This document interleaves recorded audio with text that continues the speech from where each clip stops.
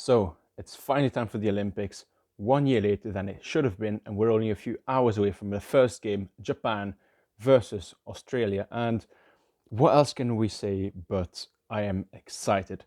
So I wanted to make a longer preview. I wanted to make a preview with clips, with images. However, I uploaded one and it was taken down for copyright claims. So I'll just do it where I'm speaking to you, to the camera, instead of with clips and images. I'll try to get that sorted for the next video, but I'll do videos like these where I discuss games, where I discuss certain events that might have happened at the Olympics for hockey in a one-on-one, just like now, throughout the tournament. So let's get previewing. So Group A is very different to Group B, and I like it. So whereas Group B is practically impossible to predict correctly, Group A is slightly different, and it's still competitive, but there's something about it that does not compare to Group B. Group B is littered with European teams, and the fact that all of them had European championships to prepare could be huge. Granted, the non-European teams in Group A and Group B, like Australia, like Canada, still had a few friendlies. They had a preparation for the Olympics, but friendlies or inter or trans-Tasmanian games between Australia and New Zealand do not compare to the scheduling, to the competitiveness of European Hockey Championship. Now, that doesn't mean that the European teams are more favored than the non-European teams. It doesn't mean that we'll see bad hockey from the non-European teams. If anything, the European Championships have shown that some countries, most notably Spain, are yet far away from what they should be, from the level we have expected from them, from what they could achieve. They haven't shown much. They haven't shown much promise, and it's a problem that I think the non-European teams will also face. They maybe aren't ready yet. The scheduling is gruesome. The amount of games they have to play on such short notice in probably very hot temperatures. It's not going to be easy, but every team is in the same boat. Now, the thing with Group A is there's one favorite. There is one clear-cut favorite, and it's Australia. Australia, if you look at Australia for Group A, finished second in the Pro League, and I'm not a particularly big fan of the Pro League, but the Pro League can still tell us a lot of things nonetheless. If we look at the Pro League, Group A consists of the team that finished second in Australia, the team that finished fourth in India, and then, interestingly enough, the three bottom teams who only managed to win 2 games. Now, that doesn't mean anything because the Olympics ultimately is a different competition. People care more about the Olympics, players care more about the Olympics, and the Pro League was littered with injuries, was littered with players not being able to make a team or to make a game because of illness, injuries, and so on and so forth. Now, let's talk about Spain first. So, Spain had a more than disappointing European Championships campaign. That's already been established, but it allowed for Fred to assess his squad and to tweak a few things when needed. But has he changed enough around? So Spain, much like at the European Championships, has brought a mixed squad to the Olympics. Perhaps it's slightly unbalanced where there's too many experienced, you call it experienced, you call it age, whatever you want, too many old guys, and perhaps not enough younger guys. There's not enough energy perhaps in the squad. Yes, guys like Quemada, like Delas, like Mark Sayes are still good, but is it worth taking all of these older guys over some of the younger ones that are perhaps more hungry for a medal, that are perhaps more energetic? You might lose a quality, some of the older guys' qualities, yes, but what the younger guys add, is that not enough to compensate? That's an interesting debate that I cannot answer yet. That we will wait, that we will have to wait and see how that develops throughout the tournament. Obviously, Group A is, if we look at it, Group A, it's very clear who's going to finish in the top 5, who's going to finish 6th. But it's not very clear in which order. Spain will likely be fighting off New Zealand for a spot in the top 4 in the group stages. And though New Zealand isn't a hockey powerhouse like its Australian neighbours, their better players in Janice, Lane, Russell are still very capable of goals at any time. And it'll be interesting to see who controls the game, or the majority of the game, between Spain and New Zealand for that 4th spot. It's going to be a game that I don't know exactly how it will play out. It might be either very close where teams are not willing to risk anything, but it might equally be a goal fest. And obviously I'm hoping for a goal fest, but a tactical game is never a bad game nonetheless. So that leaves Japan, Australia, India, and Argentina in Group A. We've discussed New Zealand, we've discussed Spain. And I mentioned one team arguably tops a lot, and that's Australia. And despite their position at the top of the world rankings, Australia isn't guaranteed to finish first in their group, and it would be foolish to assume that they do. They have to treat every game as a must-win game, and again, I'm not very sure that there's anything anyone can do to stop Australia in the group stages, but in the elimination stages, that's obviously very different. So they were the second best team at the Pro League. Australia scored 36 goals in 10 games, which is 4 less goals in 4 fewer games, which it's very impressive. However, Australia at times has a few slight problems at the back, and that's exactly where I think they are gettable. If we look at offensively, they've got Govers, Mitten, Hayward, Lachlan Sharp, Wickham, Wetton, and Tim Brand. And I know it's a long list of players, but it's a long list of players who are all equally capable of scoring goals, especially Blake Govers, of course. But I said the defense is where there might be a few problems, and that's where India comes in. India has brought a relatively young squad, and I'm pleasantly surprised by India because India, although they do not score as much as Australia or Belgium does, they are very, very sound defensively. And it'll be interesting to see how they play.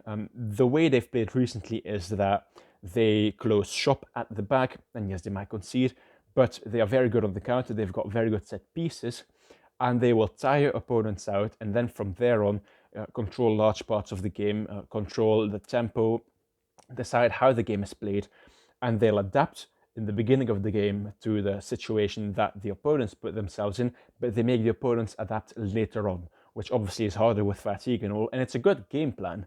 But we'll have to see if that works out against Australia, against Argentina in the Olympics, and then later on in the group stages against whomever they face, because let's face it, we don't know what those elimination phases are going to be like with Group B. It could go either way, and that's a very exciting part of these Olympics, in my opinion.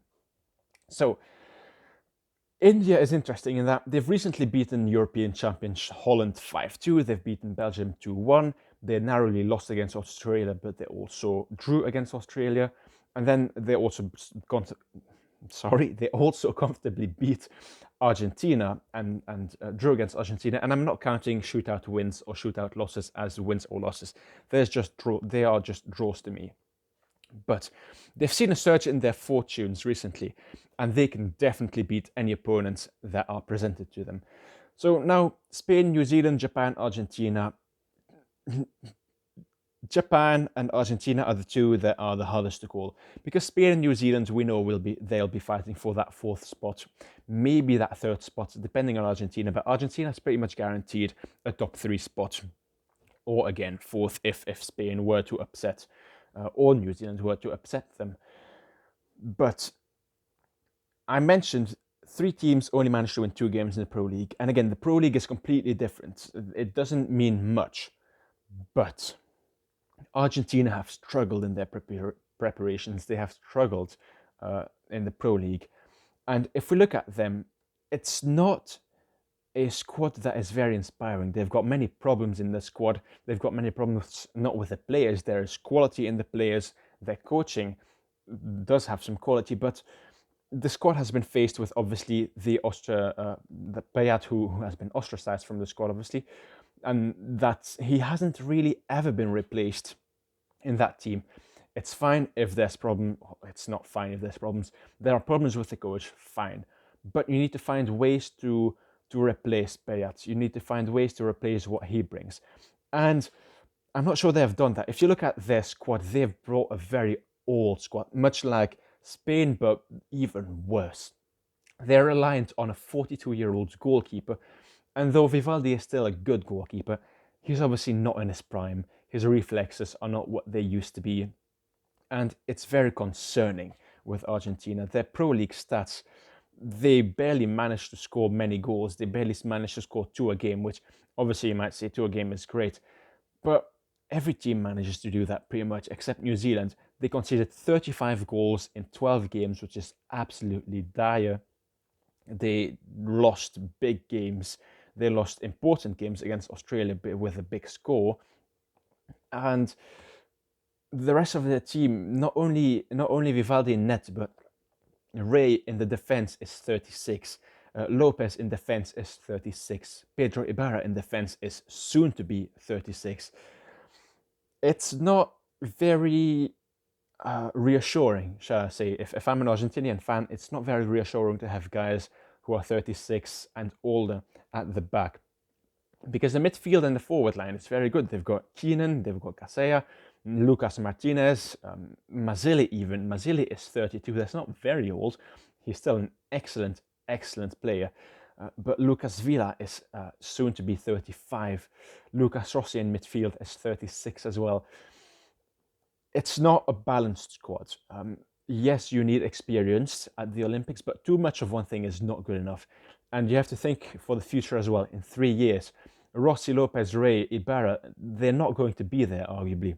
You need to bring in young players, which they've done with guys like Keenan, who can learn from those Olympics and who use these games as a learning curve. The problem with that is they don't have any guys who can afford to use this game as a learning curve. Not one, not two. Keenan and Casella are too important to that team. Villa is too important to Argentina to really have a rest day or a day off. Yes, against Japan, arguably it's a team that is much weaker and that they can perhaps play at 70 or 80%.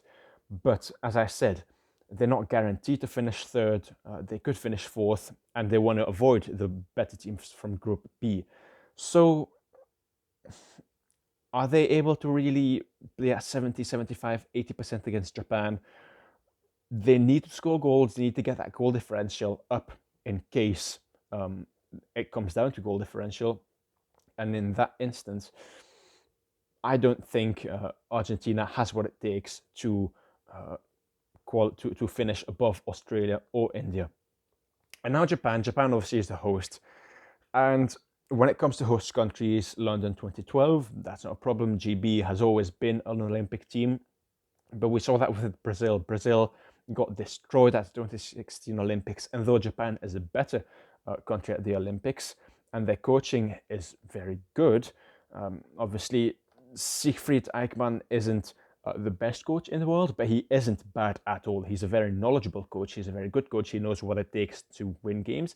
But more importantly, he knows what it takes to limit the damage in case that happens. Because the first game for Japan is Australia. And if you take a beating against Australia, 6, 7, 8, 9, 10 goals, it's going to be a huge blow for the morale and for the confidence. And that's something that he cannot allow to happen. They're likely lose against Australia.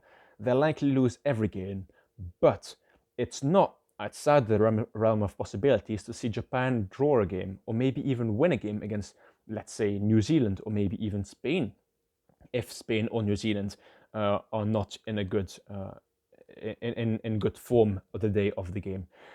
But Japan is a country that I think we cannot expect to finish in the top 4. Maybe not even in the top 5, but they'll be looking to score goals. They'll be looking to entertain the viewers. It's a perfect opportunity for Japan to get eyes on their product, and for Japan to show the world that, well, they're not the best, but they still have players who are willing to give it their all. They are moving forwards. They are trying to slowly reach that top 14, top 13, top 12, top 11 rankings in the world. And it's hard. It's very, very hard to do that. But you've got to start somewhere, and these Olympics are the perfect platform for Japan to show exactly what they are made of. And I'm very much looking forward to see Japan play, even if every game might turn out to be a loss. I'm hoping that it doesn't turn out to be a demolition every game, and that they can still give us entertaining moments and great goals to look forward to. But now Group B. Group B is the group that I have been salivating. I mean, Belgium, Canada, Germany, Great Britain, Netherlands, and South Africa. And you cannot say that any team there is bad. Yes, South Africa or Canada are not Belgium, they are not Germany or the Netherlands or GB, obviously not.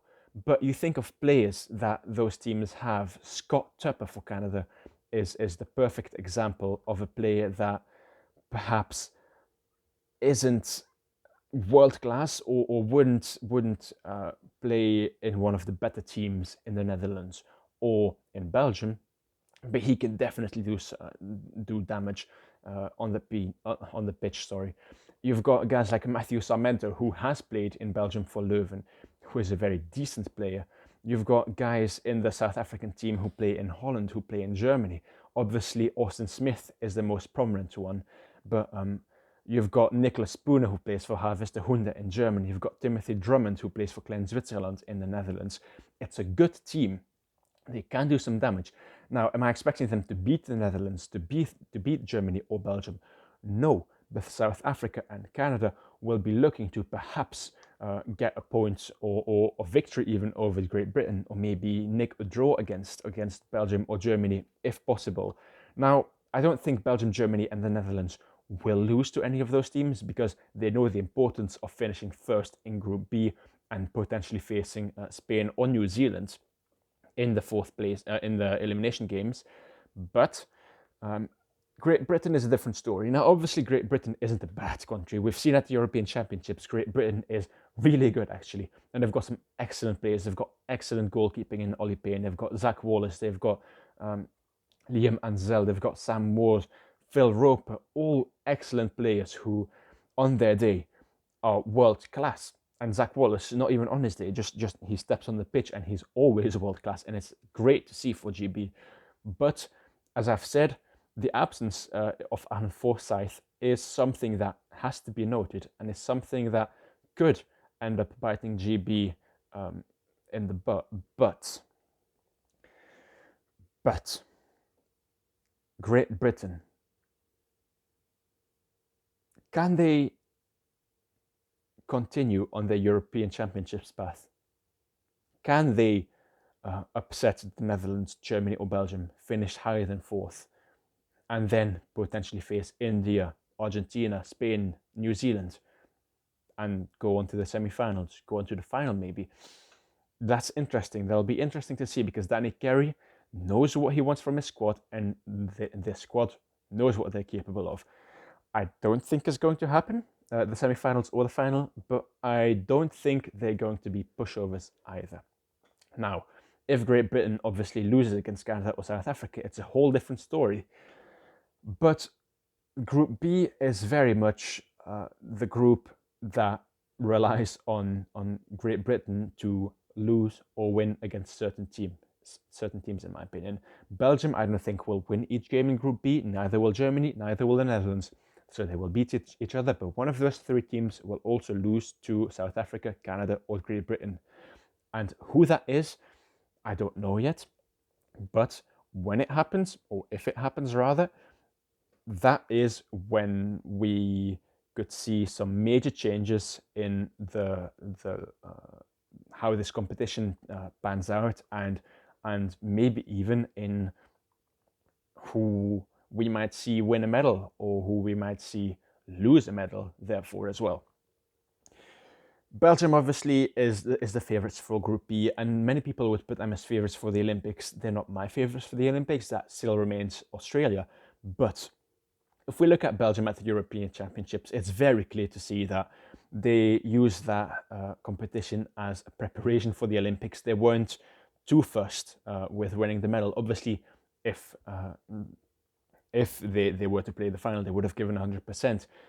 But what I saw from them in the group stages and against the Netherlands in the semi-final is a team that, well, wasn't all there. That's the way I will put it. They weren't all there. And Shane McLeod, I think, has done a great job with his selection, with his reserves. Yes, I was perhaps surprised not to see any of the guys from Leopold but Stonebone. Nico Poncelet, most notably, hasn't made the team, but Nico de Kerpel has. He's a good piece to have. He can play up front, he can play in defense.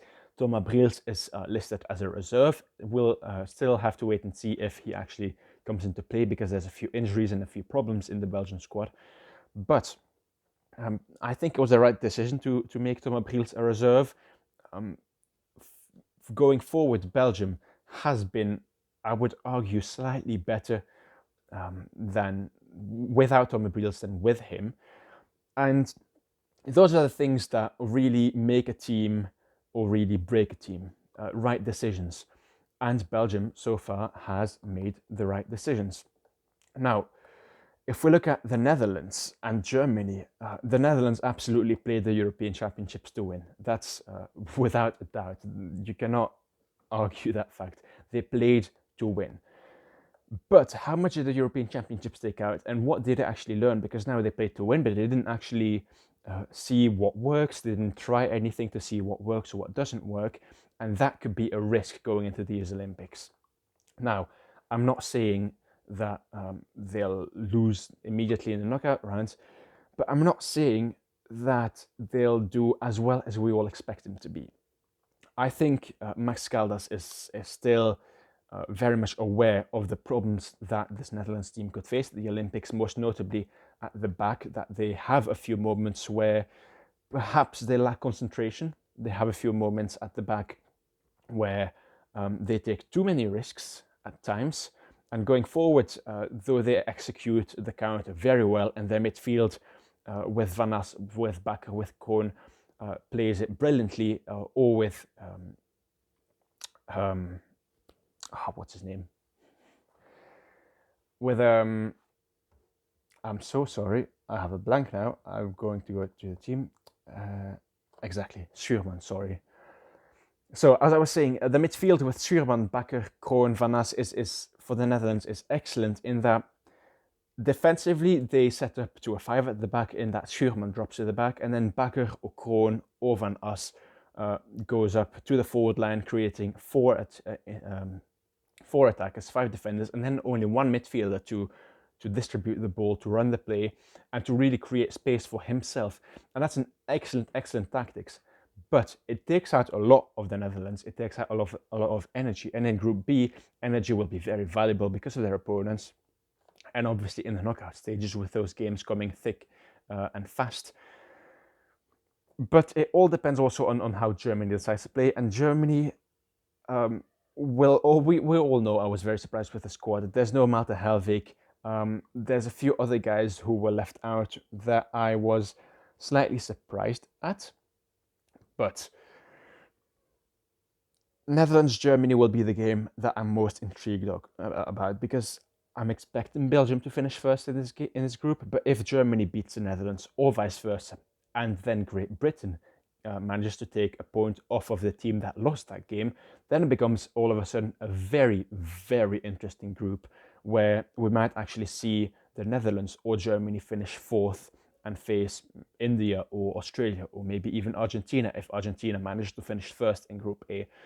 I don't think it's going to happen that someone else finishes in Group A first, but I think it might be very possible to see Germany or the Netherlands finish fourth in Group B.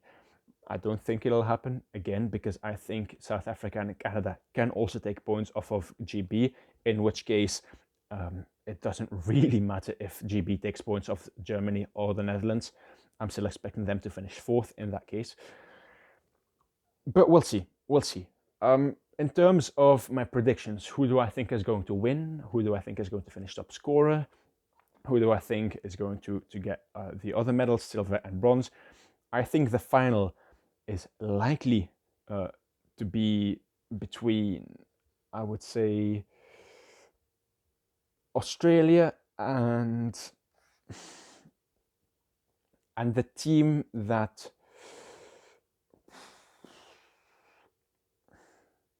I cannot tell who is going to finish second or third, or it all depends on how the group pans out. I think Australia is the favorite for the gold medal. There it is. Top scorers, I've got Blake Govers, simply because he plays a lot of minutes. He can score from open play, but is also a very capable penalty scorer on the penalty corner. Whereas guys like, for example, Leandro Tonali for Argentina, very good on the penalty corner, but he doesn't go forward as much because he's not an attacking player. Alexander Hendricks as well is a defender. Yes, they take penalty corners, and they're the main guys for penalty corners. But I think Australia against a team like Japan, against New Zealand and Spain, is likely to score quite a few goals. And I think Blake Govers is going to be right in the midst of it. However, rotation is possible in the Australian side, so who knows? Best goalie of the tournament, I think, will probably go to someone from Group B. I'm expecting it to be Vincent Van Asch simply because of his quality. It's undeniable. But I wouldn't be surprised to see someone else. Defender of the tournament, I could go with an Australian player. I could go with Van Doren. It's obvious to go with Van Doren, obviously. Defender of the tournament, I will go with Matt Dawson. Or Eddie Ockenden. Eddie Ockenden for me. Midfielder of the tournament, I will go with Victor Wenier, and forward of the tournament, or midfielder of the tournament, Wenier or Roer, and forward of the tournament, Blake Govers as top scorer as well. So this was a bit of a hasty video. Again, I had everything recorded, filmed. I used images, copyright claims, so I decided to make a new video. I'm so sorry it only came out now. However, enjoy these Olympic Games, enjoy the games. I'll be back tomorrow with a video on the games that happened during the night, after my sleep, of course. And yeah, I'll see you very soon. Thank you very much for watching, and I'll talk to you soon.